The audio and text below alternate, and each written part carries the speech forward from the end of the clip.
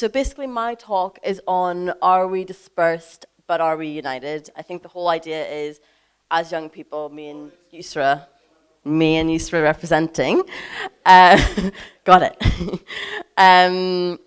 We are of our generation, so I think we speak on this best from anyone who has lived here, and obviously Yusra just moved here, but I've lived here all of my life.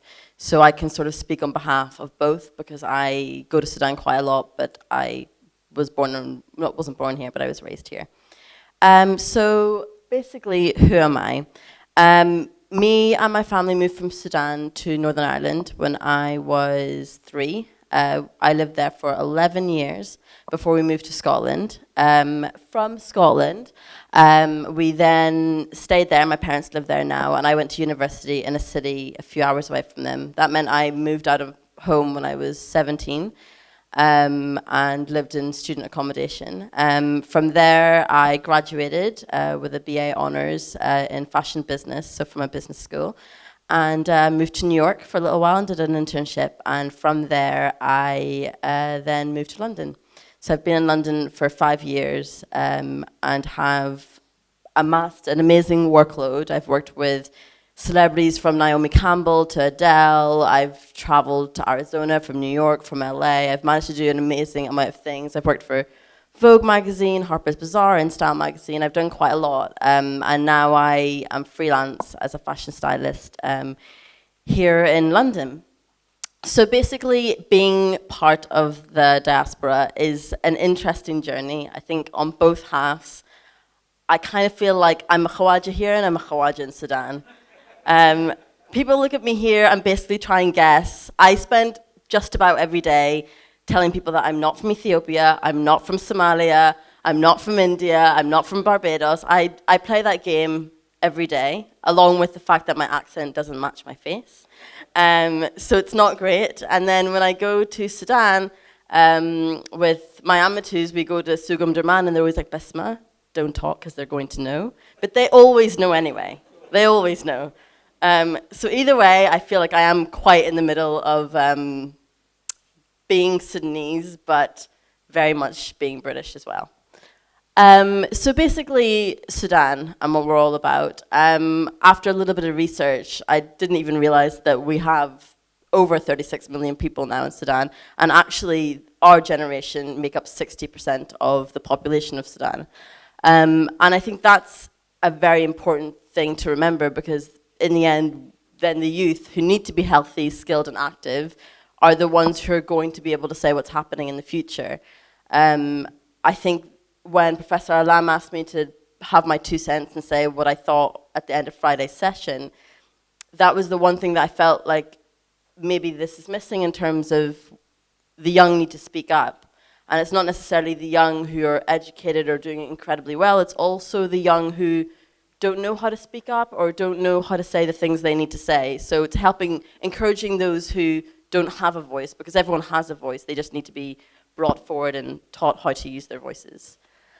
So basically the youth of Sudan, my favorite thing about the Sudanese in general is that even though we come from a third world country and there's not a lot going on, we are so non-self-deprecating. We're a nation that are so proud of ourselves, and we think the world of ourselves, which is funny when we don't actually have that amazing sustainability situation in Sudan. It's nice that we still look at Sudan and we're like, yeah, we're Sudanese and it's great. Even though everyone else is like, is it though? Is it great? Which is nice. I like that about Sudan. A lot of the young now in Sudan, when I go and I see my cousins or friends, they're so powerful and they're so hungry for change. They're like an unstoppable group of people, which I think is very admirable, depending on their situation and where they are with their families and with money. They're all still very hungry for change. So I think the disconnect that I thought between what's happening in Sudan is they are incredibly active. They have a strong sense of community. The youth are always doing things. They're always together. They're always going to their youth clubs or whatever they're doing. But we necessarily here don't really know what's happening there. So I think there's a slight there isn't really that communication going from the youth there to the youth here, so that we can understand what they're doing and they can understand what we're doing.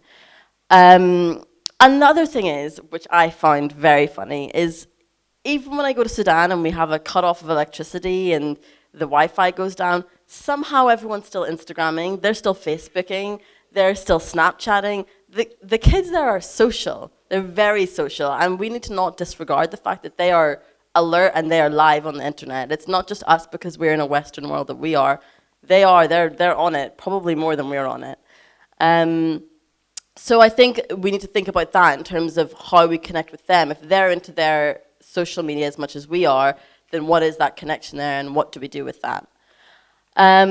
So yeah, I also thought when we looked at it, a few of my uncles are involved in things, movements such as the following, where young people come together and they do things to help each other and to help the country. That's another thing that we don't necessarily know they do there unless we research. It would be nice to be more aware of what's happening. So these are just a few things that we found out that different people are doing, whether it's healthcare, education, or reconstructing of old buildings. People are doing quite a lot and they're pretty active. I quite like the idea of I'm going to Sudan for my brother's wedding, and I was like, I want to do stuff. I want to go there, I want to see what they're doing, I want to see what's happening, but it's not actually that easy to find. I don't know how to get involved, and I think that's a missing gap in itself as well, how to get involved in what they're doing. So the youth here, which is basically me, we are like them, hungry for success, always willing to achieve. I think coming from a country like Sudan, you almost have that kind of chip on your shoulder where you're like, I'm going to be really successful because I want my country to be proud of me, and I think that's an important thing to go with. The difference here, I'd say, to there is obviously the youth there often live with their families until they get married or they move away or they get a job. Here, I haven't lived with my parents since I was 17, so it's been 9 years since I've lived with my parents. And that can make us fiercely independent. And I think the difference is when you're so independent, you sort of forget what's going on around you and you forget what's happening in your own homeland because you're kind of like, I'm just trying to do what I'm doing here and do it as best as I can. So you can become a bit unaware of what's happening. So yeah, I think I said that before with my identity, with the issue of being Ethiopian, Somalian, Eritrean, whatever everyone else thinks I am. I think Jamaican, that you guessed Jamaican as well. The issues of just not knowing where Basma is, I think in a sense can cause its identity issues in itself to work out who you are, then who you are as Sudanese, and then who you are as British. It's three very different questions, and I think understanding that would be nicer if I had more Sudanese people around me to understand past my family who I am as a young woman. But at the same time, my parents and my family have done an incredible job. It's not to say that I'm not connected to my homeland. My family always laugh because I slip in random Arabic words and add an ing at the end. Like they're always like, oh, you're going to Salih? And I'm like, I'm going to Salih in a minute. And they're like, you can't do that. It's not the same language. So I think I do know what's going on with Sudan, and it's amazing because we've been brought up with the language and we've been brought up with the love and the understanding, and my parents try so hard to take us there quite often. So we are lucky enough that we are connected to the best of their ability. But the difference is when you move on from being a child of your parents and you become an adult, it's figuring out how to connect with that by yourself. And that's maybe a missing gap that I'm just trying to slowly understand myself.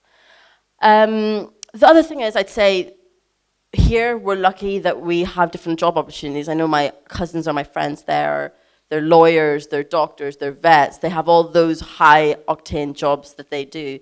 But here we're allowed to be a little bit more expressive of what we want to do. I mean, the amount of people that I say, when they say, well, what do you do? And I'm like, oh, I work in fashion. They're like, do you design clothes? And that's not what I do.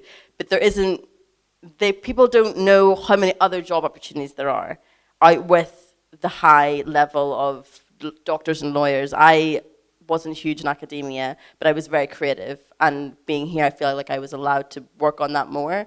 I'm not sure that in Sudan they are as open to that. They just want you to be a doctor or a lawyer, basically. So why the disconnect? I think there's a lack of understanding because of the lack of community. I think here I have 2 Sudanese friends that I've made last year. Other than that, I actually don't really know anyone that I'm not related to. But me and my friends always sit together and we're like, where do these people hang out? What do they do? Where are they? And I think that in itself, we don't know if we don't go to Edgware Road and hang out with them and walk the streets. We don't know what they do. What do the young people here do? Where do they hang out? What do they do? How do they connect with each other? There is a lack of community, and I think the lack of community means that we can't group together to then support Sudan, because we aren't even supporting each other at this point.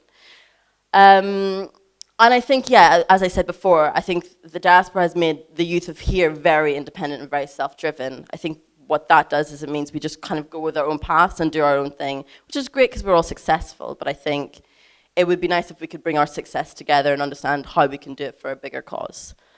Again, I think it's kind of the same point under a mutual goal, because if you're going to be so self-dependent, so self-driven, is the goal then to make a better Sudan? But not that we don't care, but because we're not there all the time, is the goal to make a better Sudan in a diaspora community here, so that we can work together to see what we can do, because I will never move back to Sudan, but it doesn't mean that I don't want to be part of Sudan. But do I have to be there to be part of it? I don't necessarily think so.